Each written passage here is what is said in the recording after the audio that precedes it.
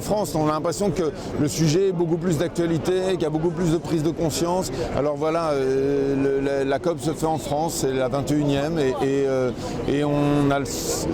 j'ai l'impression que ça a mobilisé énormément de monde, de conscience, d'énergie, pas seulement au niveau des débats et ce qui se passe au Bourget, mais grâce à l'actualité et le sentiment que la société est en train de changer aussi et qu'il faut commencer à s'engager. Sur la COP, il y a évidemment le thème du carbone, hein, très clairement, garder les énergies fossiles dans le sous-sol.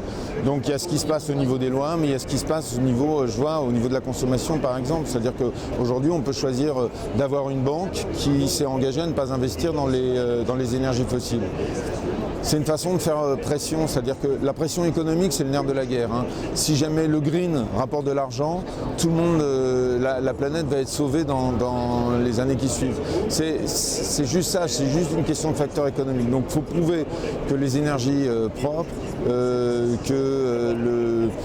l'économie circulaire, que tout ça participe à une économie qui crée de la richesse. J'ai envie de dire que un peu plus de personnes sont conscientes et ça demande un petit effort intellectuel, un petit effort de vie, de faire des choix. Ça demande de sortir de son confort et c'est ça le plus dur, c'est d'amener les gens à sortir de leur confort, découvrir d'autres choses et se dire finalement c'est un peu plus dur mais ça vaut le coup. C'est un peu plus compliqué à mettre en place, mais j'y gagne à l'arrivée. Donc voilà, il y a un peu plus de prise de conscience, le travail reste énorme à faire.